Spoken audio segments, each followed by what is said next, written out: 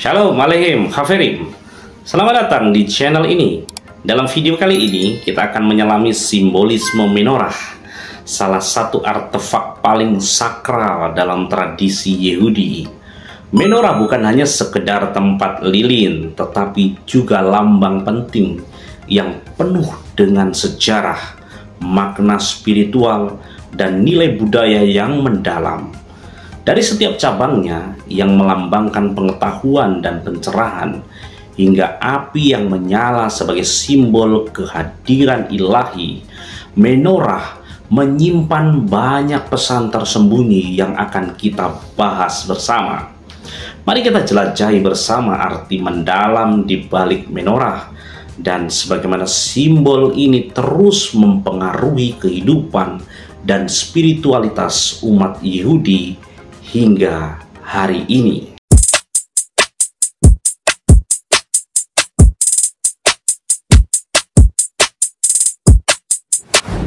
Jika Anda melihat bangunan kuno dan temuan arkeologi di Israel, Anda akan melihat bahwa simbol menorah muncul berulang kali.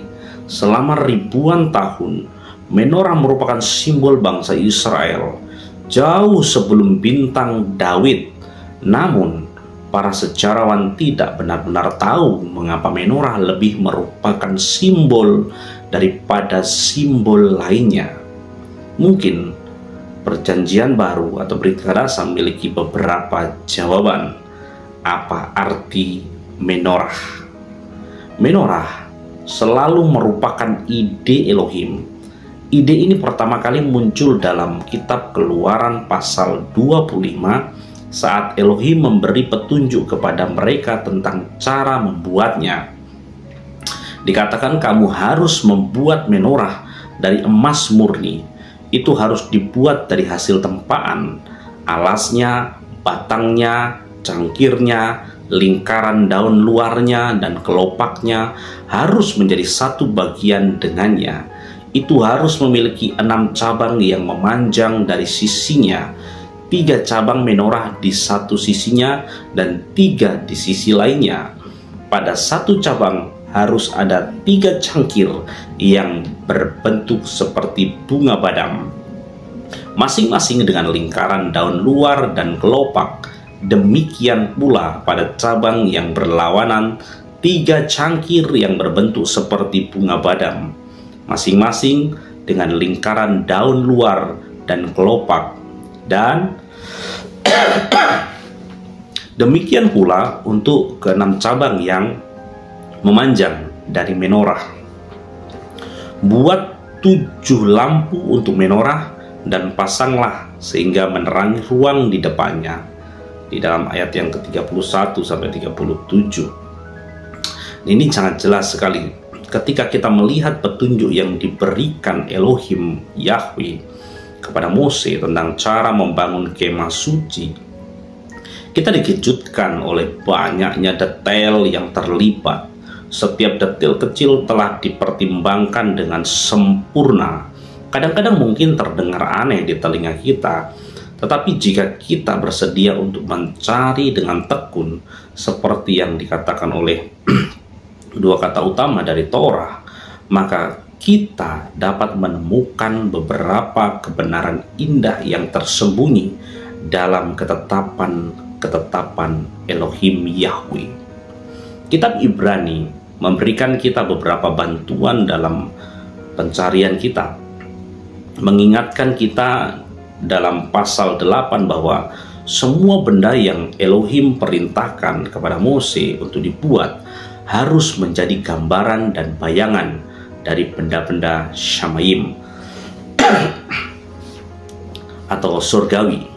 Ketika Mose hendak mendirikan kemah, Elohim memerintahkannya, katanya, lihatlah bahwa engkau membuat semuanya itu menurut contoh yang telah ditunjukkan kepadamu di atas gunung itu. Tetapi sekarang Hamashiach telah menerima pelayanan yang jauh lebih unggul daripada pelayanan yang lama, karena perjanjian yang ia perantaikan itu lebih baik, karena didasarkan atas janji yang lebih tinggi dalam Ibrani 8 ayat 5-6. Dengan mempelajari kemah suci beserta semua perinciannya, kita dapat belajar tentang hal Samaim. Itu adalah bayangan pola dari apa yang akan datang dalam diri Mesias. Namun mari kita lihat kaki Dian yang asli yang ditugaskan oleh Elohim. Emas murni dengan 7 kaki Dian, tetapi terlihat dari satu bagian dan dihiasi dengan bunga badam. Menorah menyebarkan cahaya. Pertama-tama cahaya yang diberikan oleh menorah besar di dalam tenda yang gelap akan menjadi simbol yang kuat akan cahaya dan kekudusan Elohim di dunia kita yang gelap dan penuh dosa ini. Tradisi Yahudi menyatakan bahwa hal itu mengingatkan orang-orang Israel bahwa mereka juga dipanggil untuk menjadi terang bagi bangsa-bangsa, seperti yang Elohim tetapkan dalam Yeshayahu 42 ayat 8, menyebarkan cahaya dengan lembut tanpa paksaan, bukan dengan keperkasaan dan bukan dengan kekuatan, melainkan dengan rohku, firman Elohim.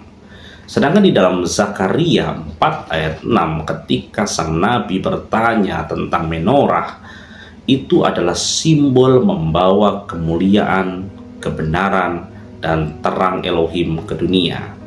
Dan umatnya dipanggil untuk menjadi wakilnya dalam membawa terang itu juga. Yesua mengajarkan di dalam kitab Matius 5 bahwa kita juga dipanggil untuk menjadi terang itu bagi dunia. Di sana dikatakan, kamu adalah terang dunia. Kota yang terletak di atas gunung tidak mungkin tersembunyi. Lagi pula, orang tidak menyalakan pelita lalu meletakkannya di bawah gantang, melainkan di atas kaki Dian, sehingga menerangi semua orang di dalam rumah. Demikianlah hendaknya terangmu bercahaya di depan orang lain, supaya mereka melihat perbuatanmu yang baik dan memuliakan Bapamu yang di surga. Terang adalah saksi bagi dan dari Elohim. Dalam Yohanan 8 kita melihat Yeshua juga berbicara di bait suci, menyatakan, akulah terang dunia, barang siapa mengikuti aku, ia tidak akan berjalan dalam kegelapan, melainkan akan memperoleh terang hidup.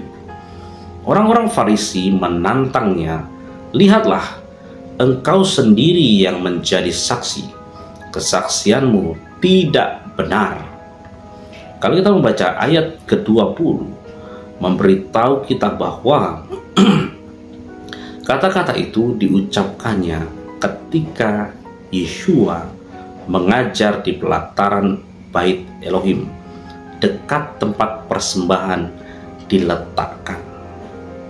Ia berdiri dekat dengan menorah besar yang menyatakan dirinya sebagai terang dan saksi utama sebagaimana adanya. Menorah adalah bayangan Mesias yang akan datang dan saksi-saksi pilihannya bagi dunia, kumpulan orang percaya. Dan kita melihat ada 7 cabang menorah. Seperti yang kita ketahui bahwa 7 adalah angka kesempurnaan Elohim. Tetapi meskipun ada banyak lampu, angka itu dibuat dari satu bagian 7 dalam satu, seperti pelangi atau seminggu. Kita tahu bahwa angka itu melambangkan kehadiran Elohim di tengah-tengah mereka. Dan dalam Wahyu Giliana kita juga melihat kaki Dian yang melambangkan kehadiran roh di gereja-gereja yang kepadanya Yohanan menuliskan pesan-pesan dari Yeshua.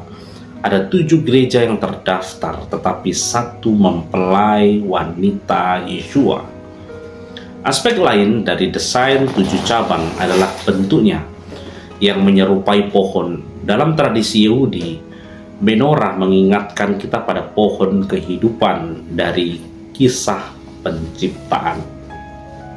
Kita dapat melihat dari perjanjian baru dalam kitab Wahyu bahwa pohon disamakan dengan kehidupan kekal. Adam dan Hawa diusir dari pohon itu. Dan Wahyu 22 memberitahu kita bahwa mereka yang memiliki jubah bersih berhak untuk memakannya. Jadi, menorah berbicara tentang kehidupan kekal bersama Elohim bagi mempelainya yang disediakan bagi kita semua hanya melalui darah Mesias. Yeshua berkata, "Akulah pokok anggur yang benar dan kamulah ranting-rantingnya." Dalam Yohanan 15, dialah pohon itu dan hanya di dalam dia kita dapat hidup secara rohani dan menghasilkan buah. Kemudian kita melihat ada bagian bunga almond. Dan mengapa bunga almond ada di menorah? Setiap detail penting bagi Elohim dan tidak ada kata yang terbuang sia-sia. Pohon almond disebutkan di tempat lain dalam kitab suci dengan cara yang penting. Pertama kali adalah ketika otoritas imamat Aharon dipertanyakan dan tongkatnya bertunas, berbunga, dan menghasilkan buah dalam semalam sebagai pengakuan dari Elohim. Yang kedua adalah ketika Elohim memperlihatkan kepada Yirmiyahu sebuah cabang pohon badam dalam sebuah penglihatan. Elohim menggunakan permainan kata dalam bahasa Ibrani karena kata untuk badam juga merupakan akar dari kata rajin dan pekerja keras. Karena pohon itu berbunga dan menghasilkan buah sebelum pohon lainnya. Di tengah musim dingin, itu adalah metafora untuk pekerjaan yang tergesa-gesa dan penuh tekad. Elohim meyakinkan Yirmiyahu bahwa dia dengan tekun mengawasi firman-Nya untuk menggenapinya.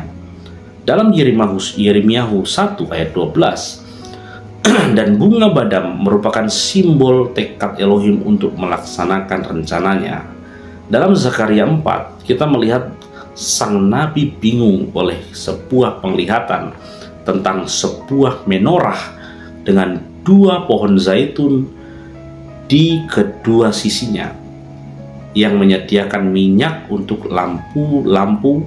Sekali lagi, jika kita beralih ke perjanjian baru untuk mencari dua pohon zaitun, kita mendengar Rabi Saul menggambarkan orang Yahudi dan orang bukan Yahudi dalam kitab Roma 11 sebagai dua pohon zaitun. Pohon orang bukan Yahudi yang liar dicangkokkan ke pohon orang Yahudi yang dibudidayakan melalui Yeshua. Keduanya menjadi satu di dalam dia, Yeshua. Tetapi sekarang di dalam Hamashiach Yeshua, kamu yang dahulu jauh sudah menjadi dekat oleh darah Hamashiach. Karena dialah damai sejahtera kita yang telah mempersatukan kedua pihak dan yang telah merubuhkan tembok pemisah, yaitu perseteruan, dan untuk memperdamaikan di dalam satu tubuh dengan Elohim oleh salib.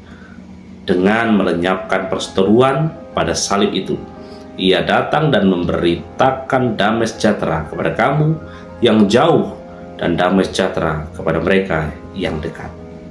Karena melalui Dia, kita dalam satu roh beroleh jalan masuk kepada Bapa.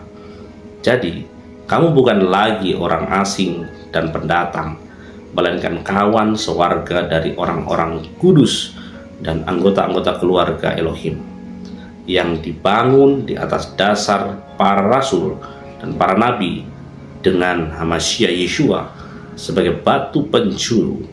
Di dalam Dia tumbuh seluruh bangunan rapi tersusun menjadi bait Elohim yang kudus. Di dalam Elohim, di dalam Dia kamu juga turut dibangunkan menjadi tempat kediaman Elohim di dalam roh. Efesus 2 ayat 13-22. Barang-barang di kemah suci di padang gurun berbicara tentang apa yang akan datang dalam perjanjian baru. satu mempelai wanita Mesias, orang Yahudi dan non-Yahudi, dipanggil bersama, dibawa dalam keadaan murni dan bersih di hadapan Elohim untuk tinggal bersamanya. Betapa kuatnya simbol ini, dan betapa kayanya yang diucapkan oleh menorah yang dirancang Elohim Yahweh. Betapa luar biasa telah dibawa ke dalam perjanjian baru, dan bahwa kita dapat melihat pengenapannya dalam Yeshua, pribadi yang ditunjuk oleh menorah.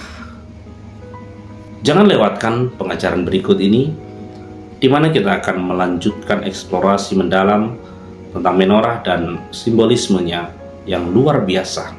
Pastikan Anda tetap mengikuti, karena masih banyak lagi wawasan rohani yang akan kita ungkap bersama.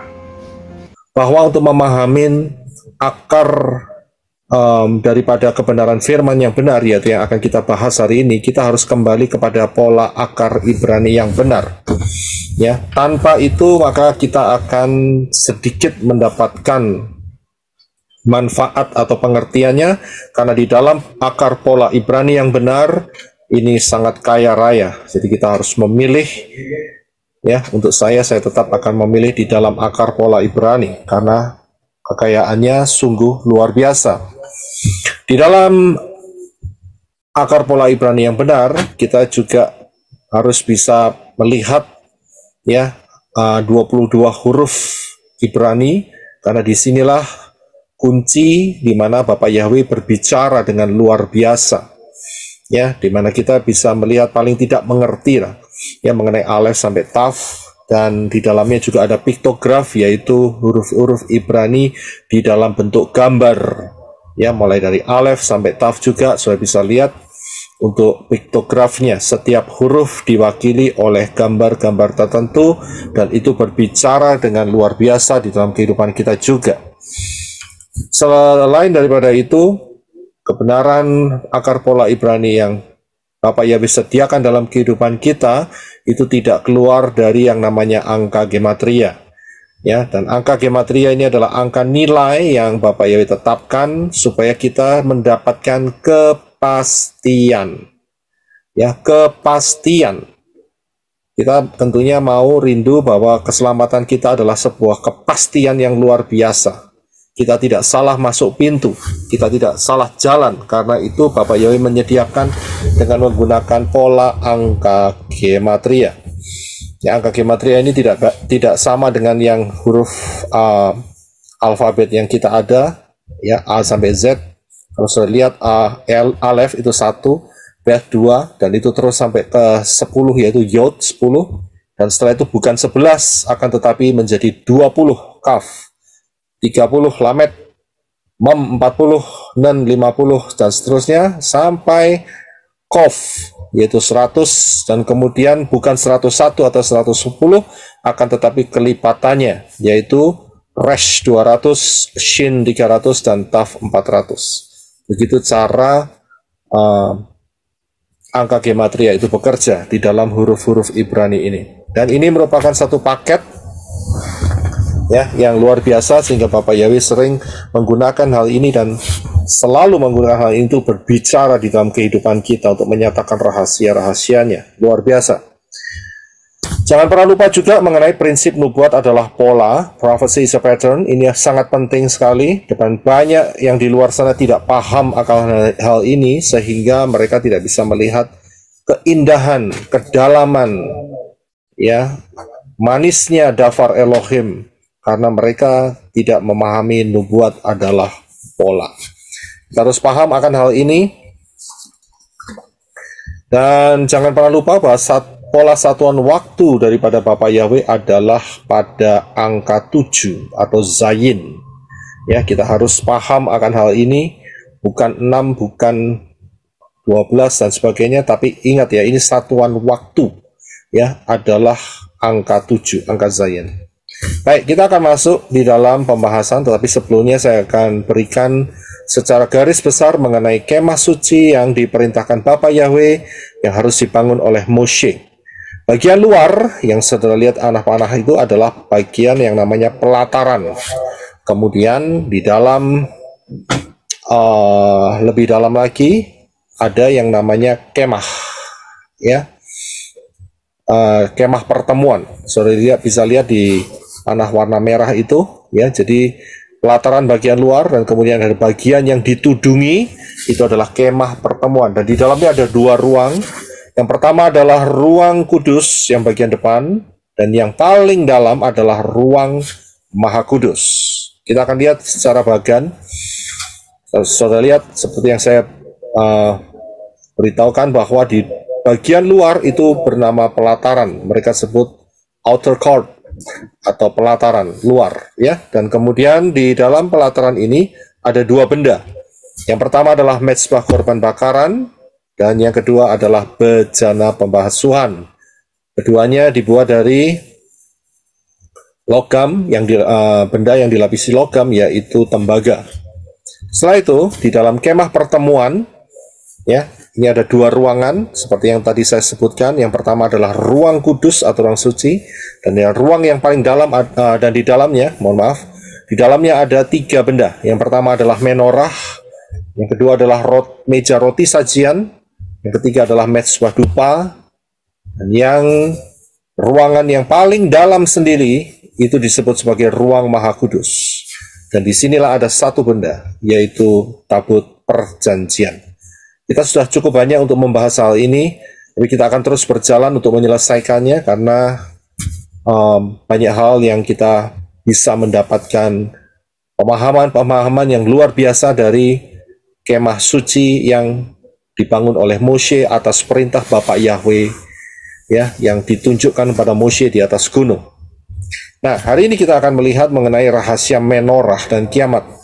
Jadi kita akan melihat satu benda, yaitu yang ada di ruang kudus, ya, yang saya lingkari, yaitu menorah, ya, menorah. Kita akan melihat, kita akan fokus di benda yang satu ini, ya. Kita sebelumnya akan membaca ayat-ayatnya terlebih dahulu, yaitu di dalam Keluaran pasal yang ke-25 ayat 31 sampai 39. Ya, silakan Henok untuk bisa mulai membacanya. Terima kasih. Haruslah engkau membuat sebuah kaki pelita dari emas murni. Haruslah kaki pelita itu dibuat sebagai karya tempaan. Alas tumpuannya dan tangkainya, kelopak-kelopaknya, kuntum-kuntumnya, dan bunga-bunganya harus seiras dengannya. Haruslah 6 tangkai tersembul dari rusuk-rusuknya, 3 tangkai kaki pelita dari rusuk yang satu, dan 3 tangkai kaki pelita dari rusuk yang kedua.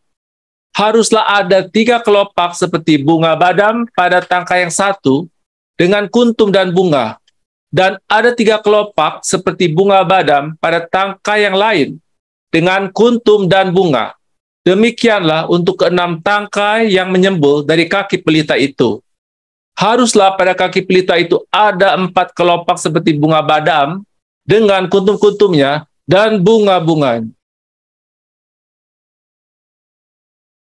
Haruslah 1 kuntum ada di bawah 2 tangkai darinya.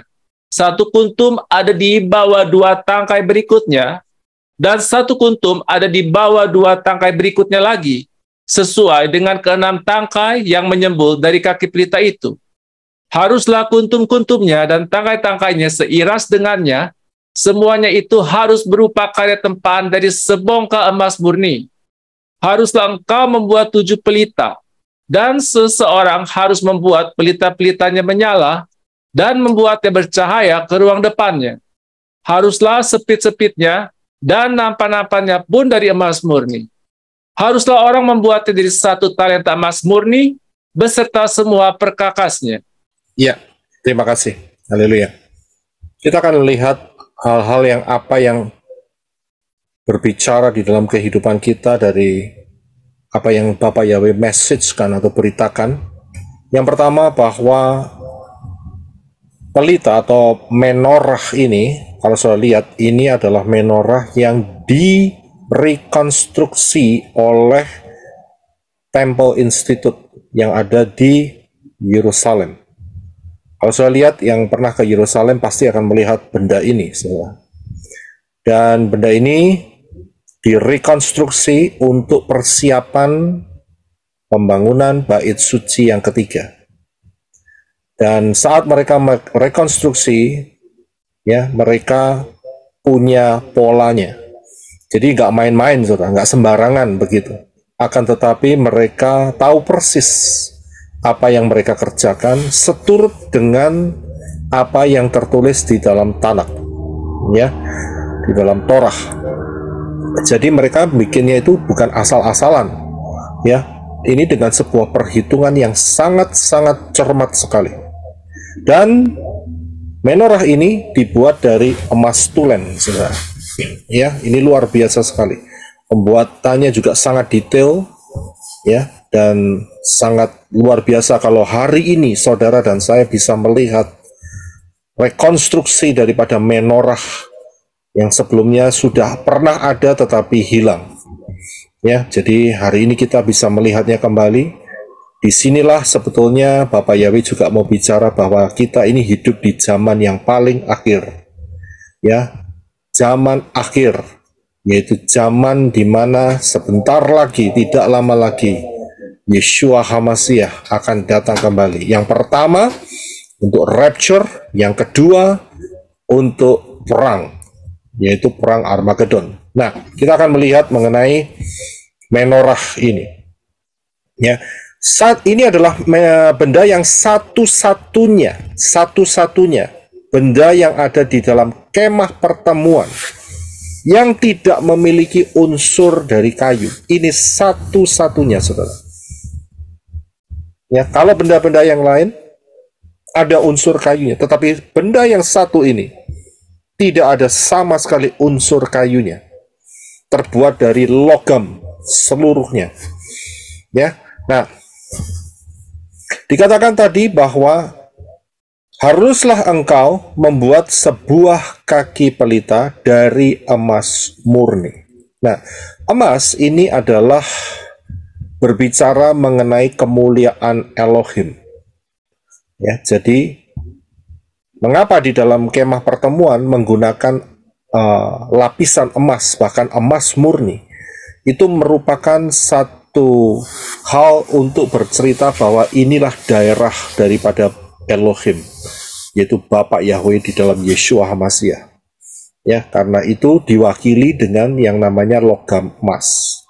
Dan ayat 39 dikatakan haruslah orang membuatnya dari 1 talenta emas murni. Saudara perhatikan, ya, Bapak Yahweh tidak memerintahkan buat dari 2 talenta atau 3 talenta, tidak, tetapi 1 talenta, 1. Ya, bukan suatu kebetulan. Bisa saja kalau mau dibuat dimensinya lebih besar sedikit, ya, itu ditaruh 2 talenta atau 3 talenta, ya bisa-bisa saja. Tetapi perintah Bapak Yahweh adalah buat dengan menggunakan 1 talenta. Ini bukannya tidak ada artinya, ada. Karena apa? Angka 1 itu alef. Ya, sedikit saya akan tunjukkan sama saudara sebelum masuk mengenai hal itu. Saudara lihat di dalam kemah pertemuan ada 4 benda total semua. Ya, meja roti sajian, mezbah dupa, tabut perjanjian, dan menorah. Nah, meja roti sajian, mezbah dupa, dan tabut perjanjian itu terbuat dari kayu di dalamnya, tetapi dilapisi emas. Ya, jadi mereka di dalamnya ada kayunya dan dilapisi emas. Tetapi untuk menorah harus terbuat dari emas murni yang ditimbang, dan timbangannya adalah 1 talenta. Mengapa 1? Tadi saya katakan bahwa 1 itu adalah alef, huruf alef. Dan disinilah Bapak Yahweh mau berbicara mengenai Elohim. Menorah itu berbicara mengenai Elohim yang ehad, Bapak Yahweh yang ehad. Jadi 1, ya, bukan 2, bukan 3, bukan 4, dan bukan seterusnya. Hanya 1, ehad. Karena itu harus dibikin dari 1 talenta emas murni. Ya, Ini satu perencanaan yang sangat detail sekali, saudara, dan harus ditaati oleh Moshe dan tim pembuatnya. Supaya apa? Supaya sampai hari ini kita bisa melihat, menikmati karya pengertian dari akar pola Ibrani yang benar. Ya, karena itu menorah berbicara mengenai Yahweh Ehad. Nah, kita akan lihat lebih dalam. Dan menorah ini juga ada pola angka 7. Karena apa? Karena ada 7 pelita ya yang dibikin. Kalau saya lihat pelitanya untuk menyalakan api di atasnya itu ada 7 ya, 7 pelitanya. Jadi angka 7. Mengapa tidak 8? Mengapa tidak 9? Mengapa tidak 4 atau 3? Karena ada maknanya, saudara, tidak ngawur. Jadi akar pola Ibrani yang benar itu tidak ngawur dan mempunyai ketepatan. Seperti yang saya ungkapkan tadi, ada ketepatan, nggak seperti pola Yunani, acak-acakan, ya, ngawur seenaknya sendiri, ya, dipikirin sendiri, dibuat penjelasan sendiri, keluar dari pola yang benar. Karena itu pola akar Ibrani tidak acak-acakan, ya, sangat tepat dan luar biasa kekayaannya, ya. Nah, di dalam pola angka 7 Zayin itu juga bermakna sebagai kepala yang dimahkotai. Siapakah kepala yang dimahkotai? Tidak lain adalah raja. Ya, biasa raja adalah orang yang kepalanya mengenakan mahkota. Bukan satu kebetulan, ini satu hal yang sangat luar biasa. Ya, jadi pola angka 7 Zayin, salah satu maknanya adalah kepala yang dimahkotai. Nah, kita akan melihat di dalam Matius 2 ayat 2, di mana saat Yeshua dilahirkan, dia pun sudah disebut sebagai raja. Silakan Henok untuk dibaca. Terima kasih. Dan bertanya, di manakah dia, raja orang Yahudi yang telah dilahirkan itu? Karena kami telah melihat bintangnya di timur, dan kami datang untuk menyembahnya. Ya, terima kasih. Sudah bisa melihat Yeshua HaMasiah baru saja dilahirkan, ya, tetapi saat orang Majus yang dari timur ini sampai di Yerusalem, usia Yeshua saat itu sudah mencapai hampir atau sekitar 2 tahun, karena mereka berjalan dari timur ke Yerusalem itu selama 2 tahun, saudara. Dan saat itu mereka bertanya, ya, kepada Herodes dan kepada tua-tua saat itu, imam-imam, ya, orang-orang Lewi, di manakah raja? Nah, ini dia, raja. Walaupun dia barusan lahir, sudah predikatnya adalah raja. Siapakah dia? Tidak lain adalah Yeshua HaMasiah. Yeshua HaMasiah adalah raja. Nah, kalau sudah lihat di dalam pola angka 7 Zayin, ya, itu adalah kepala yang dimahkotai. Yeshua secara garis besar dia pakai 2 kali mahkota. Ya, yang pertama ada di dalam Yohanes 19 ayat 2. Dan yang kedua adalah di Wahyu 19 ayat 12. Saat saya menyiapkan ini saya cukup terkejut, saudara. Mengapa? Karena Yohanes adalah penulis Wahyu juga. Saya lihat Yohanes 19 ayat 2. Dan yang satu adalah Wahyu 19 ayat 12. Ya, unik sekali. Ya, dua-duanya ditulis oleh orang yang sama, Yohanes. Fatsalnya sama, cuman ayatnya beda 1 digit. Yang satu 2, yang satu 12. Coba kita akan baca. Minta tolong Henok untuk bisa membaca di dalam Yohanes 19 ayat 2. Dibaca terlebih dahulu, ya. Bisa dibuka kitab sucinya, dan juga di Wahyu 19 ayat 12. Ini luar biasa, so. Ya, silakan Henok.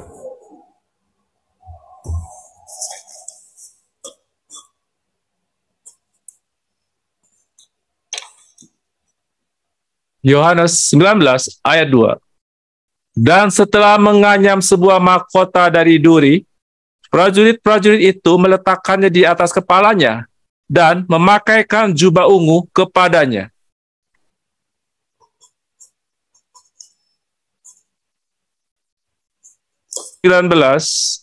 ayat 12.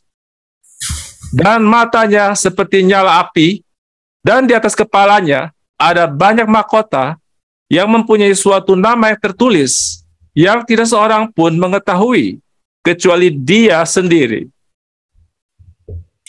Ya, terima kasih. Sudah bisa melihat di dalam Yohanes 19 ayat 2. Orang-orang Romawi, yaitu prajurit-prajurit Romawi, mereka menganyam ya mahkota duri dan dikenakan di kepala Yeshua. Itu mahkota yang pertama. Yang kedua adalah mahkota kemuliaan. Penulisnya sama, yaitu Yohanes, tetapi kitabnya yang ditulis adalah kitab Wahyu. Fatsalnya sama, 19, ayatnya ayat 12. Yeshua masih akan mengenakan mahkota dengan banyak mahkota. Mahkota kemenangan. Ya, mahkota-mahkota yang luar biasa ada di dalamnya. Sangat ajaib. Ya, bukan satu kebetulan. Dan juga ini merupakan pola angka 7, Zayin, yang bermakna kepala yang dimahkotai. Karena itu Yeshua adalah raja. Dan saudara lihat bahwa menorah itu ya kepalanya 7.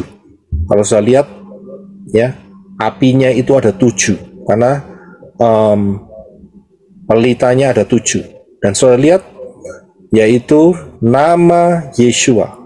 Penulisannya adalah Yod Shin Waw Ayin. Yod itu kepalanya 1, Shin itu kepalanya 3, Waw itu kepalanya 1, Ayin itu kepalanya 2. Total semua harus 7. Ya, jadi nama yang benar juru selamat itu bukan Yahshua, bukan juga Yesus. Yang benar adalah Yod Shin Waw Ayin yang dibaca Yeshua. Inilah penggenapan ketepatan nama daripada Sang Mesias. Jadi jangan ngawur ya. Yang banyak di sana keluar adalah nama juru selamat adalah Yahshua. Kalau Yahshua itu kepalanya lebih dari 7, saudara. Tidak cocok. Ya, tidak pas dengan polanya Bapak Yahweh. Ngawur saya bilang. Ya, kalau ngawur ya, kalau saudara dengar pemberitaan ini ya tinggalkan. Namanya sudah ngawur ya tinggalkan. Kalau ngawur diteruskan itu namanya bunuh diri. Ya ngawur diteruskan, siapa mau? Ya kalau orang yang normal. Ya kecuali orang nggak normal, itulah pengikut-pengikut yang menyebut nama juru selamat adalah Yahshua. Ya dikasih tahu yang benar dengan ketepatan yang benar dengan pola menorah sudah benar. Ya tapi menolak ya resiko tanggung sendiri, ya kan? Jadi inilah buktinya ya bahwa yang benar nama juru selamat adalah Yeshua karena kepalanya 7, saudara. Benar kan? Ya, jadi bukti yang sangat kuat di mana menorah itu adalah merepresentasikan nama Yeshua. Dia adalah raja yang dimahkotai. Jadi sangat jelas ya. Saudara bisa ambil bagian ini untuk kasih tahu sama mereka-mereka yang masih menggunakan nama Yunani, Yesus, Yesu, dan sebagainya. Kasih tahu itu salah, itu bukan nama. Dan juga kasih tahu sama mereka yang pakai Yahshua, ada Yahshua itu. Meaning mungkin bisa, tetapi tidak berupa nama. Ya, jadi sangat jelas pembuktiannya, harus tepat. Ya, ini sangat luar biasa. Nah, menorah itu adalah Yahweh Ehad seperti yang saya katakan di atas. Ayat-ayatnya saya cantumkan ada 4 ayat ya yang berhubungan dengan Yahweh Ehad. Menorah itu Yahweh Ehad. Sakaria 14 ayat 19, silakan Henok untuk dibaca. Dan pada hari itu Yahweh akan menjadi raja atas seluruh bumi. Yahweh lah satu-satunya dan namanya pun satu. Ya, lihatlah Yahweh datang dengan beribu-ribu orang kudusnya. Ya, stop dulu. Satu-satu. Saya berikan penjelasannya. Jadi saudara lihat bahwa Yahweh adalah Raja atas seluruh bumi. Ya, ayat ini, Zakaria 14 ayat 9 ini akan berbicara mengenai kerajaan 1000 tahun. Ya, jadi saudara nggak usah bingung, Yahweh atau Yeshua, Yeshua atau Yahweh, sama kok, satu pribadi. Ya, kalau sampai hari ini saudara masih punya prinsip Yahweh tidak sama dengan Yeshua, saya bilang buang konsep itu keliru, itu tipu daya Satan. Ya, walaupun sudah namanya benar, tapi konsepnya salah, itu bisa salah.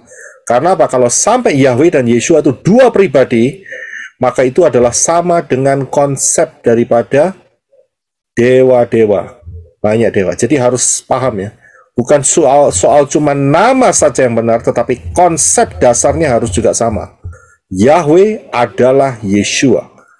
Ya, Yahweh dan Yeshua adalah satu pribadi yang tidak bisa dipisahkan. Nggak usah diperdebatkan lagi, ini sudah paling benar. Karena apa? Saya sudah cantumkan ayat-ayatnya, Zakaria 14 ayat 9, kemudian Yudas Yehuda atau 1 ayat 14 tadi sudah dibaca, dan kemudian coba dibaca Henok untuk Wahyu 19 ayat 12 sampai 14. Dan matanya seperti nyala api, dan di atas kepalanya ada banyak mahkota yang mempunyai suatu nama yang telah tertulis, yang tidak seorang pun mengetahui kecuali dia sendiri. Dan dengan mengenakan jubah yang telah dicelup dengan darah, dan namanya disebut Firman Elohim, dan bala tentara di Syamai mengikuti dia di atas kuda-kuda putih dengan mengenakan linen halus yang putih dan bersih. Ya, terima kasih. Stop dulu sampai di sana. Saudara bisa melihat mengapa nama Yeshua tidak ada di dalam kitab Zakaria atau Yudas. Ya jelas, gampang penjelasannya. Karena belum waktunya. Sebetulnya sudah ada, tetapi di dalam bentuk kode-kode. Sudah ada.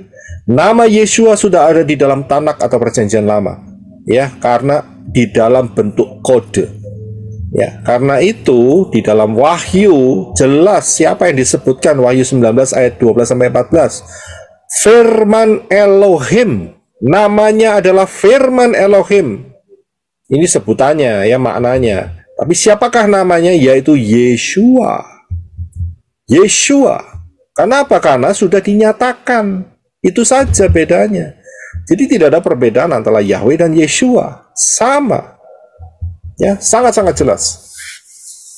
Kalau kita lihat di dalam kitab Yudas.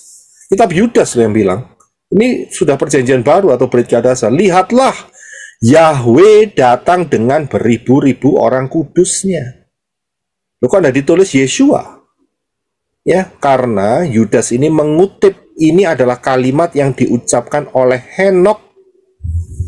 Ya, Henok hidup di dalam zaman sebelum kedatangan Yeshua, dalam Tanak, bahkan sebelum air bah. Ini adalah kalimatnya Henok, dikutip oleh Yudas Yehuda. Lihatlah, Yahweh datang dengan beribu-ribu orang kudusnya, bukan dengan malaikatnya. Ya, ini berarti kan jelas sekali bahwa Yahweh adalah Yeshua HaMashiach itu sendiri. Ya, jelas. Ya, tidak ada yang bisa dibantah dalam hal ini. Ya, dan kemudian dikatakan di dalam Wahyu 4 ayat 5, ya, Roh Elohim itu bukan 7, bukan, ini hanya manifestasinya saja. Ya, silakan Henok untuk dibaca. Wahyu 4 ayat 5. Terima kasih. Dan dari tata itu keluar kilat dan guntur dan suara-suara, dan 7 lampu api yang dinyalakan di hadapan tata itu. Itulah ketujuh roh Elohim. Iya, terima kasih. Soalnya bisa lihat, bukan roh Elohim ada 7, tidak, tetapi ini adalah manifestasinya. Roh Elohim adalah rohnya Bapak Yahweh sendiri. Supaya kita paham cara kerja ruah Yahweh Elohim di dalam kehidupan manusia.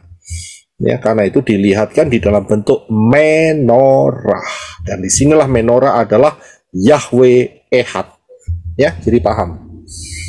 Nah, karena itu simbol yang resmi dan sah, ya, bagi mempelai Yeshua HaMashiach bukan salib, karena salib itu adalah alat untuk mengeksekusi, tidak Beda jauh dengan guletin yang sebelah kanan atas, ataupun tiang gantungan, ataupun kursi listrik. Jadi salib adalah alat eksekusi, bukan simbol. Ini dipakai setan, ya, untuk menipu seluruh orang di dunia ini. Ya, kenapa setan tidak mau pakai menorah? Nah, ini dia, kita harus tanda tanya di sana. Kenapa? Karena kalau setan pakai menorah, lah itu namanya dia nggak laku. Jualannya nggak laku, dia kehilangan banyak customer. Semua pada percaya Yeshua. Ya kan, menorah 7 kaki Dian. Setan nggak mau, setan tipu dengan cara apa? Oh, pakai huruf Taf. Bentuknya salib. Salah, bukan. Walaupun memang seperti huruf Taf. Tetapi ya, salib bukan simbol resmi dan sah. Kalau sudah tahu nggak resmi, sudah tahu nggak sah, ya jangan dipakai. Saudara berani? Ya, saudara punya uang, kemudian saudara fotokopi, dan yang saudara belanjakan adalah uang yang difotokopi tadi. Berani? Itu namanya nggak resmi, nggak sah. Ujung-ujungnya bisa masuk penjara, saudara. Malapetaka bisa terjadi, pakai uang palsu itu namanya, ya kan? Tapi lihat cara kerja setan, bikin yang palsu, mirip-mirip. Oh iya, Yeshua disalibkan, pakai salib. Salah. Yang benar adalah menorah, ya, pakai menorah. Dan saya saat memilih nama, saya minta pimpinan Ruah Yahweh Elohim. Ya, saya tinggal ambil pelayanan menorah begitu ya. Saya nggak pernah mikir sebelumnya, saya cuma pakai begitu saja. Ternyata Bapak Yahweh punya rencana yang luar biasa dengan menorah ini. Ya, saat itu saya belum punya pengertian yang dalam mengenai akar pola Ibrani. Saya cuma pakai begitu saja. Menorah, saya suka sekali dengan menorah. Karena apa? Karena ada angka 7-nya. Saya suka sekali dengan angka 7, saya pakai.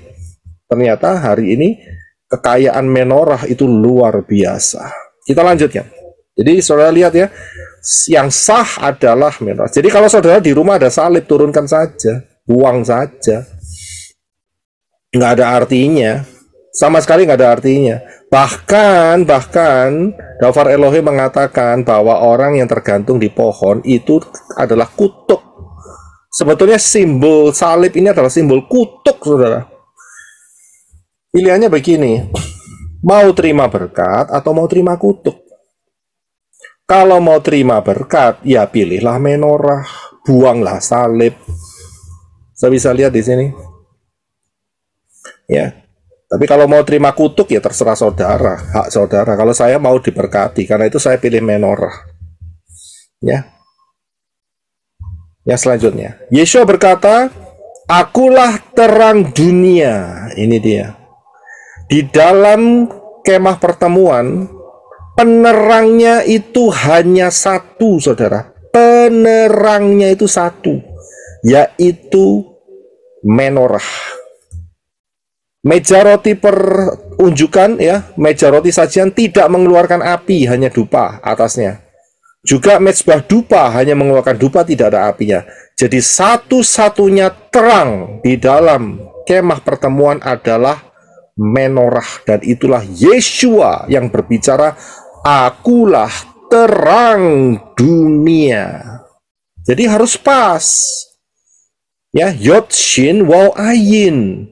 Bukan Yesus, bukan Yesus, bukan Yesu, bukan Yahshua. Jelas. Yohanes 8 ayat 12. Silakan Henok untuk dibaca. Terima kasih.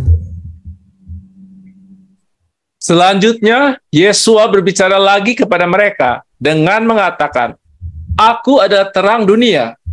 Siapa yang mengikut kepadaku, ia sekali-kali tidak akan berjalan dalam kegelapan, melainkan akan mempunyai terang kehidupan."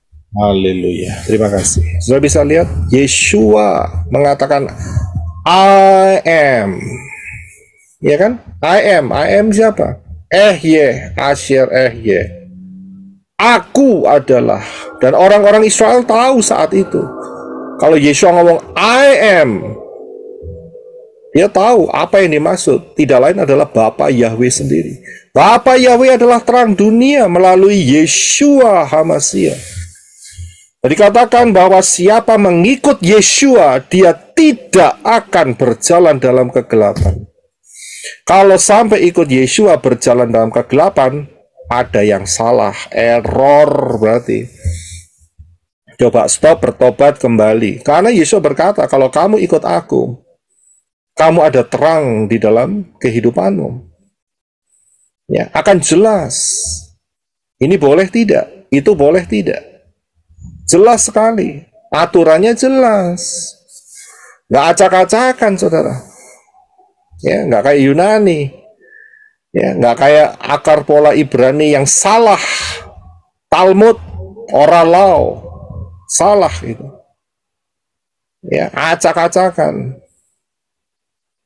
Jadi kita harus tahu bahwa kalau kita ikut Yeshua, sudut pandang kita jelas, tidak kacau, terang. Amin. Ini luar biasa. Kemudian dikatakan bahwa kalau kita sebagai anak-anak terang, maka kita akan tahu kapan kedatangan Yeshua. Itu jelas, itu janji yang luar biasa. Coba Henok bisa bantu kita untuk membaca ayat yang di depan ini. Terima kasih. Karena kamu sendiri mengetahui dengan cermat bahwa hari Yahweh datang sedemikian rupa seperti pencuri pada waktu malam. Namun kamu, hai saudara-saudara, kamu tidak berada dalam kegelapan, sehingga hari itu dapat menyergap kamu seperti pencuri. Kamu semua adalah anak-anak terang dan anak-anak siang. Kita bukanlah anak-anak malam atau dari kegelapan. Ya, terima kasih. Ayat ini jelas sekali ditulis oleh Rabi Saul. Kamu tidak berada dalam kegelapan. Selama kamu ada di dalam Yod Shin Waw Ayin, Yeshua, kamu adalah anak-anak terang. Ya, kalau kamu ada di dalam Yesus, Yeshu, Yahshua, itu sudah melenceng dari pola yang benar, berarti ada kegelapan di dalamnya. Jelas, ikut Yeshua kamu adalah anak-anak terang, anak-anak siang. Karena itu saat Yahweh datang, yaitu Yeshua datang, kita tahu. Kita tahu, saudara tahu, saya tahu. Kalau saudara yang belum mengikuti di pengajaran High Alert 2026, jangan remehkan, saudara kembali ke sana, pelajari, perhatikan baik-baik. Ini jawabannya. Saya berikan banyak pengajaran mengenai rapture, mengenai second coming, Armageddon, dan banyak hal. Kita tahu mengapa, karena kita tidak berada dalam kegelapan. Mengapa kita tidak berada dalam kegelapan? Karena kita memilih Yeshua HaMashiach yang adalah terang dunia. Jadi, untuk bisa memahami pola akar Ibrani yang benar, maka kita harus kembali ke terang itu, yaitu Yeshua. Terang semua, benar jadinya. Ya, nggak ngawur, nggak acak-acakan, saudara. Mudah dipahami, ya, tidak sulit. Yang berikutnya, saudara lihat 7 hari raya bulan ini, ya, kalender Ibrani adalah bulan ke-7, bulan Tisri, pola angka 7. Ada 7 hari raya, ya. Saya akan bahas soal hari raya, tapi saya berikan sebagai perbandingan, bukan perbandingan ya, saudara bisa melihat sama-sama menorahnya. Pola 7-nya sama, menorah itu 7 kaki dian, 7 pelita. Dan juga ada 7 hari raya yang disahkan Bapa Yahweh. Sudah nggak usah ditambahi, 7 ya 7. Memang ada hari raya yang lain, Hanukkah, ada Purim, ya. Tapi yang lain itu tidak diperintahkan Bapak Yahweh. Seperti Purim, yang bikin adalah Esther, Hadasah. Ya, namanya diganti Esther ya. Nama aslinya adalah Hadasah. Ya, tetapi yang diperintahkan di Torah itu hanya 7. Pesah, roti tak beragi, Wasulung, Syafuat Pentakosta, Rosh Hashanah, Nafiri, Yom Teruah, Pendamaian, Yom Kippur, dan Pondok Daun. Jadi 7. Ya, polanya tetap muter-muter ya sama, kembali. Karena udah bener, jadi nggak mungkin salah. Ya, akan kembali ke pola angka 7. Ya, kemudian, perhatikan bahwa Yeshua adalah pusat atau center kehidupan. Ya, dan sudah bisa temukan ini di satu ayat, yaitu Kejadian 1 ayat 1. Bacanya dari kanan ya, baca dari kanan. Bereshit bara Elohim et ha-shamayim wa et ha-ares. Ini ada 7 kata, saudara. Bereshit bara Elohim et ha-shamayim wa et ha-ares. Ada 7. Ya. Dari 7 ini, bahasa Indonesianya pada awalnya Elohim menciptakan ya langit-langit, shamayim, sorga-sorga. Ya, bukan cuma satu sorganya. Kalau di terjemahan LAI salah, cuma sorga gitu aja. Kemudian dan waed, bumi. Ya, dari ketujuh kata ini ada satu kata yang tidak diterjemahkan, yaitu kata yang nomor 4, et, dan itu tertulis alef tau. Pengajaran ini saya sudah berikan di dalam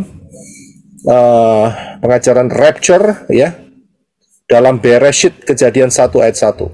Saya sudah berikan secara detail, saudara coba cari, dan ini memberkati banyak jiwa, termasuk saudara yang akan mempelajarinya.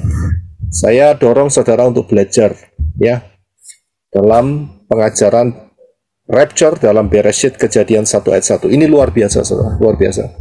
Ya, jadi kalau saya lihat kembali lagi, senternya adalah alef tau. Bacanya dari kanan ya, alef tau. Dan hurufnya adalah huruf angka yang keempat. Ya, angka yang keempat. Nah, ini kembali lagi polanya sama, saudara. Ya, kalau kita kembali ke pola yang benar, polanya pasti sama. Siapakah alef tau? Yesaya 44 ayat 4, Wahyu 22 ayat 13. Coba bisa Henok baca 2 ayat ini, Yesaya 44 ayat 4 dan Wahyu 22 ayat 13. Terima kasih. Ginilah Yahweh, Raja Israel, dan yang menebusnya, Yahweh Sebaot, yaitu semesta alam, berfirman, Akulah yang awal, Alef, dan aku yang akhir, Tav. Dan tidak ada Elohim selain aku. Aku adalah Alfa, Alef, dan Omega, Tav. Yang pertama, Alef, dan yang terkemudian, Tav. Yang awal, Alef, dan yang akhir, Tav. Ya, terima kasih. Sudah bisa melihat di sini? Yesaya 44 ayat 4 sama dengan Wahyu 22 ayat 13. Di dalam Yesaya dikatakan Yahweh, di dalam Wahyu dikatakan Yeshua. Jadi sama, alef tau. Ya, Yahweh di dalam Yeshua HaMashiach, itulah alef tau. Itulah menorah simbolnya. Ya, alef tau. Et. Sudah bisa lihat di sini? Yeshua adalah titik tengah, sentral, pusat kehidupan. Center maksud saya. Center, pusat kehidupan. Yohanes 15 ayat 5. Silakan Henok. Akulah pokok anggur, kamu adalah ranting-rantingnya. Siapa yang tinggal di dalam aku, dan aku di dalam dia, maka ia menghasilkan buah yang banyak. Karena tanpa aku, kamu tidak dapat melakukan apapun. Ya, terima kasih. Sudah bisa melihat, tanpa Yeshua kamu tidak dapat melakukan apapun. Kalau saudara tidak masuk di dalam pola akar Ibrani yang benar, yaitu Yeshua HaMashiach, sama dengan terbuang. Terbuang, jelas ayatnya. Tanpa aku, kamu tidak dapat melakukan apapun. Saudara mau pelayanan seberapa besar, jungkil balik sampai muntah-muntah, Yeshua mengatakan, aku tidak kenal kamu. Karena apa? Karena tidak di dalam pola yang benar. Ya, tanpa Yeshua kamu tidak dapat melakukan apapun. Karena itu Yeshua mengatakan di dalam Matius 7, ya, bukannya orang yang berseru Tuhan, Tuhan akan masuk dalam Syamayim. Hati-hati, ada yang membantah, oh aku sudah membuat mujizat, membuat ini, membuat itu. Yeshua gampang. Karena orang ini tidak di dalam pola yang benar, tidak di dalam Yeshua, maka Yeshua bilang, siapa kamu? Aku tidak kenal kamu. Wah, itu kalimat mengerikan, saudara. Sudah berlelah-lelah, berjerih payah, tapi ujung-ujungnya mendengar satu kalimat, siapa kamu? Tidak kenal aku. Itu dia. Kalau tidak mau masuk di dalam Yod Shin Waw Ayin, cuman satu kata, final, yaitu terbuang. Pilih mana? Kalau saya milih Yeshua, Yod Shin Waw Ayin, apa yang saudara kerjakan terhitung semuanya. Ya, terhitung. Menjadi rewards, menjadi upah yang Bapa Yahweh sediakan dalam hidup saudara dan saya untuk kekal selama-lamanya. Karena apa? Karena kita ada di dalam Yeshua, Yeshua ada di dalam kita. Jadi sangat jelas sekali, Yeshua adalah pusat, center kehidupan saudara. Pertanyaannya, siapa yang menjadi pusat atau center kehidupan saudara? Siapa? Anak? Orang tua? Kekayaan? Rumah? Mobil? Uang? Atau siapa? Ya, relasi-relasi bisnis? Siapa yang menjadi center pusat kehidupan saudara? Coba saudara pikirkan pertanyaan ini. Yang selanjutnya, saya berikan kode rahasia kedatangan Yeshua yang pertama dan kedua melalui menorah. Ingat ya, kita lagi bicara soal menorah. Ternyata di dalamnya ada kode rahasia kedatangan Yeshua yang pertama dan yang kedua. Baik, kita akan lihat. Kalau kita lihat di dalam Keluaran 25 ayat 31 sampai 39, ya, sudah baca tadi ya. Nah, di sini dikatakan bahwa ayat 32 haruslah 6 tangkai tersembul dari rusuk-rusuknya, 3 tangkai kaki pelita dari rusuk yang satu, dan 3 tangkai kaki pelita dari rusuk yang kedua. Saudara bisa lihat?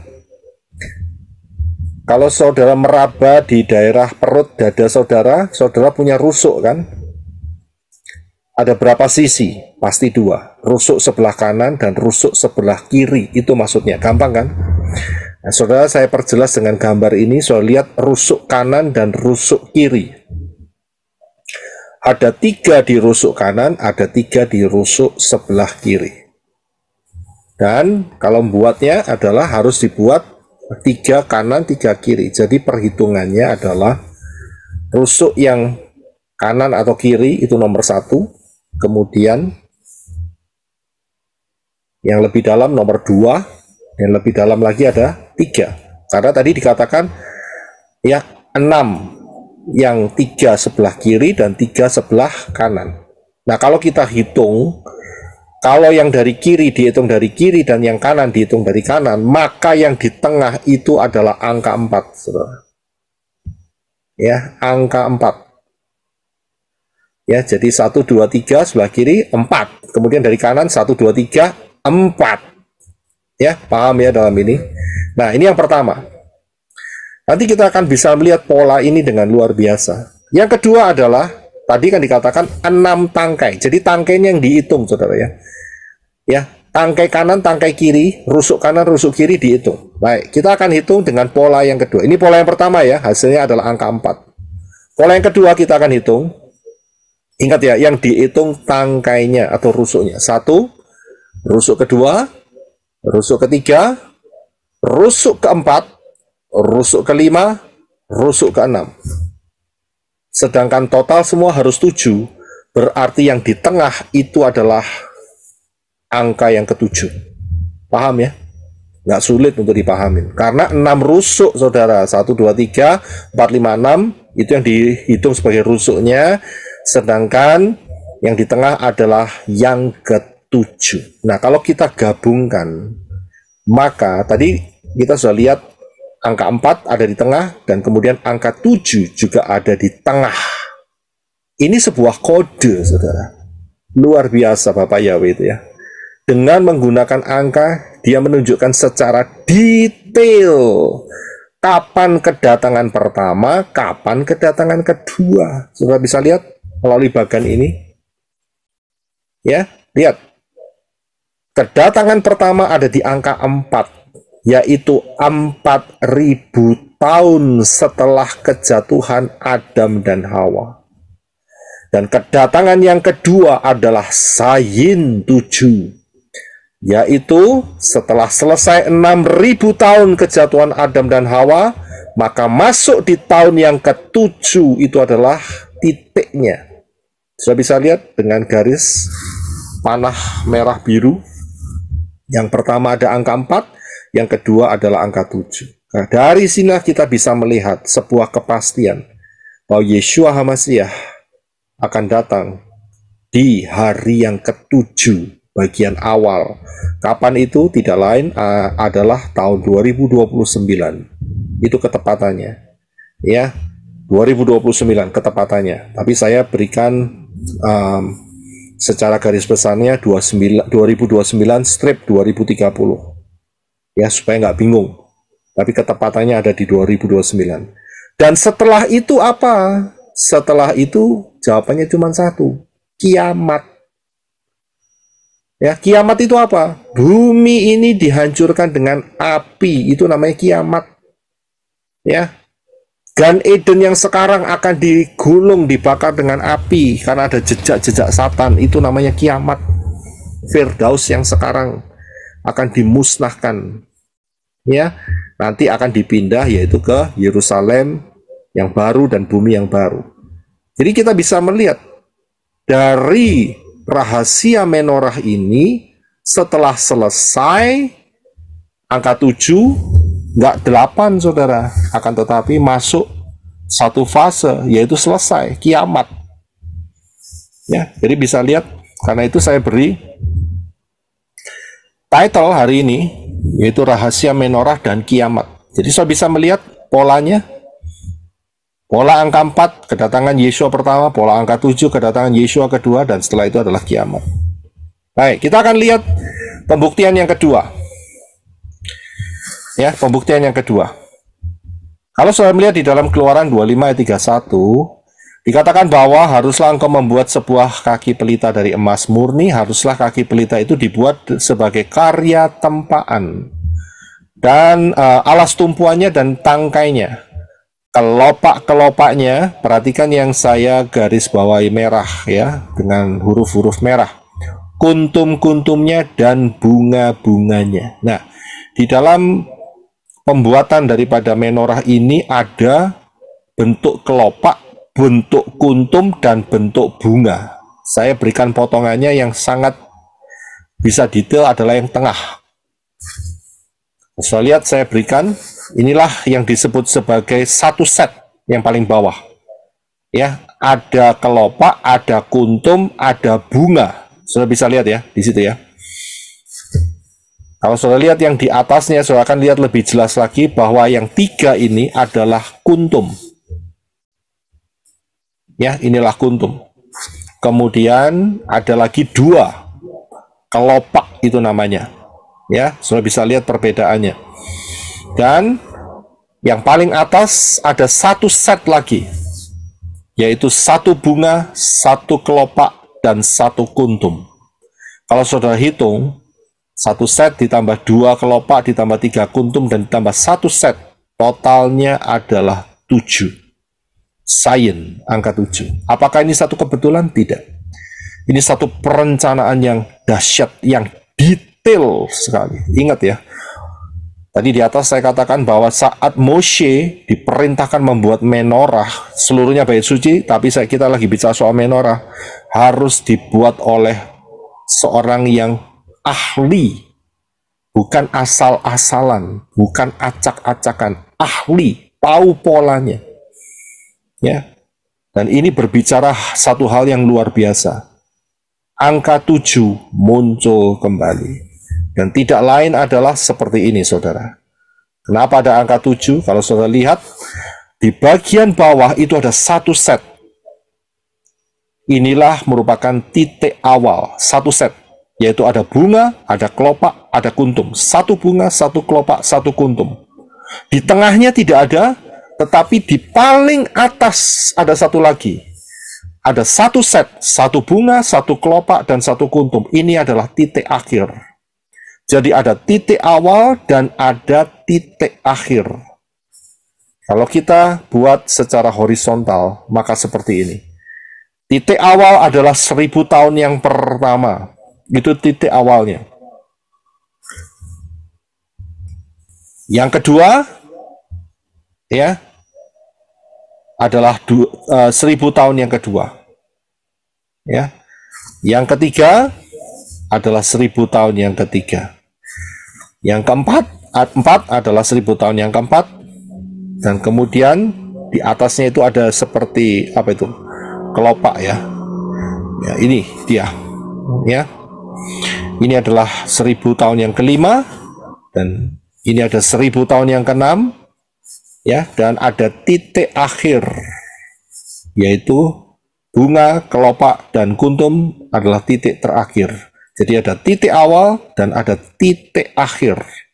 Titik awalnya adalah kejatuhan Adam dan Hawa, ya, dan titik akhirnya adalah pemerintahan Yeshua HaMasyiah di dalam kerajaan 1000 tahun. Jadi polanya sudah benar, saudara. Dan saudara bisa lihat kita ada di mana sekarang. Itu ada tulisan 2023. Kita hampir masuk, saudara. Hari ini kita sudah hampir menyelesaikan 6000 tahun sejak kejatuhan Adam dan Hawa. Tidak lama lagi kerajaan 1000 tahun. Tapi sebelumnya ada rapture. Baik, kita akan lihat yang ini. Ya, mengenai Imamat 24 ayat 2. Peraturan mengenai menorah. Ini peraturannya. Ya, peraturannya apa? Silakan Henok untuk dibaca Imamat 24 ayat 2. Terima kasih. Perintahkanlah Bani Israel agar mereka membawa kepadamu minyak zaitun tumbuk yang murni untuk lampu, sehingga lampu menyala terus-menerus. Ya, terima kasih. Kira-kira sudah bisa dapat, dikatakan di sini bahwa ada kalimat lampu harus menyala terus-menerus. Saya ingin respon, mungkin dari teman-teman ada yang bisa buka mic satu persatu. Apa maksudnya terus-menerus ini? Kira-kira ada yang dapat nggak? Nggak boleh mati. Nggak boleh mati, betul, terus-menerus. Apalagi? Untuk kita dapat hidup di dalam Dia terus, Pak. Untuk kita dapat hidup dalam Dia terus. Oke, kita tampung dulu. Terus, ada lagi? Menjadi terang. Menjadi terang. Berjaga-jaga, Pak. Berjaga-jaga. Menyala-nyala. Minyak zaitun itu seperti firman Elohim yang harus selalu kita iniin, Pak. Harus kita selalu baca, selalu laksanakan, selalu iniin, Pak. Iya, firman. Ada lagi? Kira-kira mau soal apa ini? Lampu menyala terus-menerus. Bicara kehidupan yang harus terus hidup, Pak. Terus hidup. Iya. Bicara tentang iman, Pak. Iman kita menunggu Yeshua. Iya. Ya. Semuanya. Iman kita tetap kepada Bapa Yahweh. Oke, baik. Kita tutup ya. Kita tutup. Berbicara tentang firman Tuhan, Pak. Firman Elohim ya. Oke, kita tutup dulu. Semuanya hampir benar. Saya bilang hampir benar berarti tidak benar. Dalam arti apa? Sebetulnya ini yang menjadi kode. Kalau saudara perhatikan, ya terima kasih untuk jawabannya semua. Paling tidak saya harus bisa tahu respon saudara mengenai hal ini. Kalau saudara lihat tadi kan ada titik awal, ada titik akhir. Ya, masih ingat ya? Ada titik awal, ini yang sebelumnya nih. Ya, titik awal sama titik akhir. Nah, lampu ini yang harus menyala itu tidak boleh padam. Dan inilah adalah stage terakhir, ya, posisi terakhir setelah titik terakhir. Kalau dari gambar ini saudara pasti gampang bisa melihatnya. Terakhirnya apa? Titik terakhir adalah kerajaan 1000 tahun. Dan setelah itu apa? Setelah itu peraturannya harus tetap menyala. Yang pertama adalah Wahyu 21 ayat 23. Silahkan Henok untuk baca. Dan kota itu tidak mempunyai kebutuhan akan matahari maupun bulan untuk memberi terang padanya, karena kemuliaan Elohim meneranginya, dan lampunya adalah anak domba. Ya, terima kasih. Saudara bisa melihat di sini, ini kota apa? Kalau kita lihat di dalam Wahyu 21 ayat 23, inilah Yerusalem yang baru. Ya. Inilah Yerusalem yang baru yang kekal. Ini yang pertama.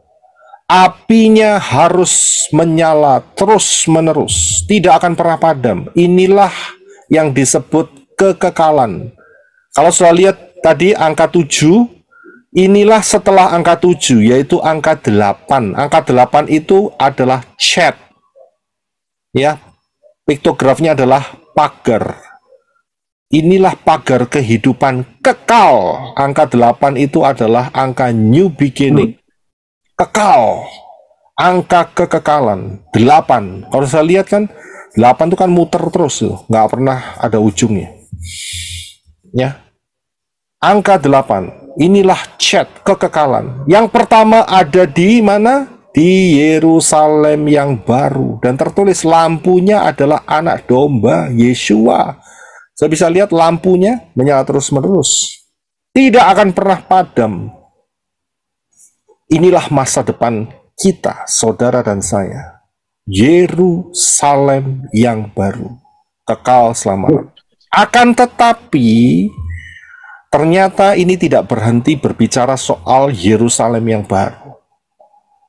Api yang menyala terus-menerus ini juga bercerita mengenai Markus 9 ayat 43 yang berkata, masuk ke neraka ke dalam api yang tak terpadamkan, tidak bisa dipadamkan, tidak berhenti, alias kekal, menyala terus-menerus. So bisa lihat di sini, dari sini kita bisa melihat, ya, mundur sedikit. Sudah bisa lihat di titik akhir sebelah kanan, setelah itu ada apa? Yang di atas sendiri ada Yerusalem baru, yang di bawah ada kiamat, ya, yaitu lautan api setelah itu. Jadi sangat-sangat jelas sekali bahwa setelah masa kerajaan 1000 tahun, ya, kehidupan ini nggak muter lagi. Ya, ada yang mempunyai pandangan reinkarnasi. Nanti kalau jadi manusia agak jahat, jadi begitu dilahirkan kembali, ya, dijadikan macan, begitu. Macannya kemudian ditembak mati karena macannya saat itu belum sempat berbuat dosa, ya, jadi agak baik, maka dilahirkan kembali jadi anjing, ya. Anjingnya ternyata galak, suka gigit, dibunuh. Akhirnya jadi kecoa, ya kan? Akhirnya diinjek orang, mati sekalian. Itu pengajaran ngawur, ya, pengajaran pola amburadul, tidak mempunyai dasar apa-apa, hanya tipuan setan yang bikin itu semua. Yang benar adalah setelah masa kerajaan 1000 tahun, ada masa kekal selama-lamanya. Mau di mana? Mau di Yerusalem baru atau mau di Gehenna, lautan api. Pilihan ada di tangan saudara. Saya memilih pola yang benar, yaitu Yeshua HaMashiach, Yod Shin Waw Ayin, yang akan membawa saya, seluruh keluarga, seluruh tim, dan bagi saudara yang mau, ya, pimpin, bentuk, ya, menjadi seperti Yeshua. Ku mau sepertimu Yeshua. Sudah tahu lagu itu? Kita mau seperti Yeshua. Ingat, cara membuat daripada menorah ini harus ditempa, bukan dielus-elus. Ngerti ya maksudnya? Harus ditempa, baru terbentuk. Pertanyaannya, saudara mau ditempa atau tidak untuk dijadikan menorah? Ya, Yeshua mengatakan, kamulah terang dunia. Itu Yeshua berbicara soal kamulah menorah juga. Tapi untuk menjadi menorah, saudara harus ditempa. Ya, harus dibentuk secara detail. Lah kalau nggak mau ditempa, ya, ditempa sedikit, kemudian keras hati, mata ujung daripada apa itu namanya, alat penempanya putus, patah, ya, itu namanya keras hati, nggak mau ditempa, nggak mau diarahkan, seenaknya sendiri. Siapa di antara saudara yang pernah tahu kalau mau masuk ABRI atau angkatan bersenjata, itu pasti yang laki digundul dulu. Kemudian setelah itu masuk di satu arena, yaitu dipelonco. Tahu ya dipelonco ya? Ya kan? Harus kalau salah disuruh push up. Ya kan? Itu untuk apa itu semua? Kalau salah dimarah-marahin. Tujuannya untuk apa? Untuk supaya mentalnya ditempa. Iya, minta tolong bisa di mute dulu ya. Jadi untuk ditempa, supaya bisa punya mental yang kuat. Bukan mental gabus, saudara. Ya, bukan mental bombongan. Ya, diangkat-angkat. Bukan mental kerupuk, saudara ya. Diinjek langsung penyet, begitu ya. Remuk, begitu. Tidak. Harus punya mental yang kuat. Ya, kebanyakan apa yang terjadi? Anak-anak Bapak Yahweh tidak mau diproses, tapi minta mahkota. Kira-kira bisa dapat nggak gitu aja? Nggak mau diproses, tapi minta rewards. Nggak mau dapat dari mana, begitu loh. Ya, nggak mau ditempa, nggak mau dikasih tahu yang benar. Nggak usah jauh-jauh tentang Yahshua dan Yeshua aja, nggak mau dikasih tahu. Bagaimana bisa bertumbuh? Belum lagi yang lain loh. Belum lagi yang lain. Ya, belum lagi yang lain. Saya mau tanya, ada enggak yang pernah saudara dengar atau yang sedang mendengar sekarang? Ada enggak yang sakit hati sama orang yang sudah mati? Saudara bisa buka mic.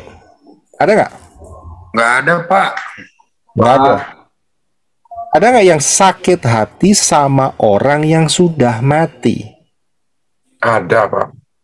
Ada. Saya dulu sempat adakan sedikit survei. Ada. Begitu ada saya langsung kaget, saudara. Mengapa? Lawang sudah mati loh, sakit hati. Coba. Coba, saudara. Pergi sendiri, Pak. Ya, coba dimatiin dulu ya. Jadi atau YouTube-nya dimatiin, jadi bisa cuman single voice saja. So bisa lihat, udah mati orangnya, tapi sakit hatinya masih disimpan. Ngeri nggak? Disuruh buang nggak mau. Lah orang kayak gini loh, kok mau terima mahkota? Ya, bukan mahkota yang diterima. Belangkon, ya, ngerti maksudnya? Ya, belangkon kertas, belangkon kain, dibakar, kobong, habis terbakar. Nggak dapat apa-apa. Nggak terbentuk. Ingat loh, ini pembentukan. Hidup ini adalah proses pembentukan. Nggak mau diproses. Saya kasih tahu, Bapak Yahweh itu tidak butuh syamayim. Betul nggak statement saya ini? Suaranya mati ya, Pak. Betul. Ini ada yang dengar? Betul ya? Bapak Betul, Pak. tidak butuh Syamayim. Yang butuh Syamayim saudara dan saya. Ya, kita Pak yang butuh, Pak. Sangat butuh. Bapak Yahweh pemilik Syamayim. Bapak Yahweh tidak butuh Syamayim. Saudara dan saya yang butuh Syamayim. Karena itu yang harus dibentuk bukan Bapak Yahweh. Siapa yang mau masuk Syamayim itu yang harus dibentuk. Begitu. Ya, konsepnya sederhana, saudara. Tapi berapa banyak orang tidak mau dibentuk? Enggak, saya mau cuman baptisan sekali. Ya terserah kamu. Tapi kalau itu di luar pola Bapak Yahweh dan Bapak Yahweh menetapkan polanya, kamu harus terhilang. Ya terhilang, wes. Nggak bisa apa-apa. Ya, jadi saudara paham mengenai hal ini. Nanti kita akan pembahasan di lain, kita akan lihat lebih dalam sedikit mengenai menorah ini lagi. Tetapi inilah yang saya beritakan mengenai rahasia menorah dan kiamat. Sudah bisa lihat urut-urutannya. Hari ini kita sudah hampir mencapai 6.000 tahun sejak kejatuhan Adam dan Hawa. Tidak lama lagi kita akan masuk di dalam rapture. Kita sudah masuk di dalam tahun kedua pola Shemitah. Hari ini Oktober tanggal 6, saudara. Tahun kedua pola Shemitah. Karena itu berjaga-jagalah. High alert 2026, jangan remehkan. Karena Yeshua mengatakan kalau sampai waktunya tidak dipersingkat, maka tidak akan ada yang selamat. Tetapi karena orang-orang pilihan, waktunya akan dipersingkat. Seberapa dipersingkat, saudara bisa lihat dalam pengajaran rahasia 1290 hari dan 1335 hari. Pelajari, saudara. Saudara mesti belajar. Ya, sehingga saudara dapat memahami kebenaran Dafar Elohim. Karena itu berdasarkan pola itu, maka kita bisa menghitung, yaitu rapture akan terjadi kira-kira akhir 2025 atau awal 2026. Lebih baik berjaga-jaga. Orang dunia saja ngerti sedia payung sebelum gempa, ya kan? Sedia payung sebelum rapture. Ya, berjaga-jaga itu maksudnya sedia payung sebelum hujan. Ya, kalau sudah hujan kemudian nyediain payung, itu namanya ya basah kuyup. Ya, jadi saudara paham, itu istilah dunia yang gampang dimengerti. Karena itu siapa yang belum masuk di dalam keselamatan yang benar, segera masuk, jangan keras hati. Sia-sia. Yang butuh Syamayim adalah saudara, bukan Bapak Yahweh. Bapak Yahweh nggak butuh Syamayim. Yeshua tidak butuh Syamayim. Kalau tidak masuk Syamayim, yang rugi bukan Bapak Yahweh, yang rugi bukan Yeshua, yang rugi adalah diri saudara sendiri. Kenapa tidak mau taat? Itu saja jawabannya. Karena keselamatan dari bangsa Yahudi, Yeshua adalah orang Yahudi. Ya, jangan ngotot. Ini barusan ada klip yang baru keluar. Ya, yang satu memberitakan nama Yesus, yang satu orang Islam. Orang Islam yang ngerti, ya, bahwa namanya bukan Yesus, bukan Jesus, tapi yang si Kristen ngotot. Ya kan? Nah, ini dia, orang Islamnya lebih ngerti. Kan itu namanya malu-maluin, saudara. Lucu jadinya. Ya. Tapi tidak berlaku buat saudara dan saya, karena kita mengenal pintu yang benar adalah Yod Shin Waw Ayin, Yeshua. Karena barang siapa berseru dalam nama Yahweh akan diselamatkan. Setelah itu jangan keras hati, masuk dalam baptisan pembaharuan di dalam nama yang benar. Jangan nama yang salah. Bukan Yehova, bukan Yahoba, bukan Yahshua, tetapi Yahweh di dalam Yeshua. Ya, jadi saudara harus paham. Kemudian ikutin akar pola Ibrani yang benar, tinggalkan tradisi-tradisi yang syarat dengan penyembahan berhala. Nggak ada untungnya. Bapak Yahweh nggak suka. Kalau saudara masih suka Natalan, ya, Chinese New Year, Imlek, ya, kemudian masih suka yang namanya Rabu Abu dan sebagainya, itu seperti orang-orang itu makan kotoran kembali. Jadi sudah dibersihkan, sudah bersih total ya lewat baptisan pembaharuan, begitu lihat ada tai anjing dimakan lagi. Itu orang persis seperti itu. Ada tai kebo dimakan lagi. Ya. Jadi orang itu tidak menghargai karya keselamatan daripada Bapa Yahweh dalam Yeshua. Itu gambaran yang paling jelas itu seperti itu. Sudah dibersihkan, sudah dibuat baik, sudah dibuat luar biasa, masih makanannya dari tong sampah. Itu dia. Orang yang melakukan tradisi-tradisi ya yang di luar daripada ketetapan Bapa Yahweh. Menjijikkan. Ya, sudah kenal Bapa Yahweh, sudah baptisan, Natalan. Waduh. Ngeri, ya, ngeri sekali. Dan kemudian berjalan dengan Bapa Yahweh dalam Yeshua, setialah sampai mati. Bukan sampai mati, sorry. Ya kalau masih ada kesempatan untuk dapat rapture ya harus minta rapture. Karena rapture sudah tidak lama lagi. Ya. Minta sama Bapak ya beri kesempatan saya rapture aja gitu. Ya, enggak karena waktunya sudah sampai. Ya, saya nggak mau mati rapture karena sudah janjinya di sana kok, nggak lama lagi. Ya. Jadi saudara harus tetap fokus untuk ikut Bapak Yahweh. Karena itu siapa yang membutuhkan baptisan pembaharuan, saya bilang segeralah, jangan dablek. Ya, dablek itu bahasa Norwegia. Ya, jadi jangan dablek, jangan keras kepala, jangan tegar tengkuk. Ya, jadi saudara hubungin teman-teman kita, mempelai-mempelai Yeshua Masya yang siap membaptis saudara. Saudara screenshot dan jangan lupa saudara harus diputuskan dari sesembahan yang bukan dari Israel. Putuskan, ya, tidak perlu sama sekali itu semua. Yang saudara perlukan adalah Bapa Yahweh dalam Yeshua HaMashiach. Terima kasih telah bergabung dalam pembahasan kali ini. Semoga apa yang kita pelajari hari ini memperkaya pemahaman kita tentang menorah dan makna spiritualnya. Jangan lupa untuk like, share, dan subscribe agar Anda tidak ketinggalan video berikutnya. Sampai jumpa di pembahasan selanjutnya. Bapa Yahweh, Beshem Adoni Yesus HaMashiach Ruach HaKodesh memberkati kita semua. Shalom.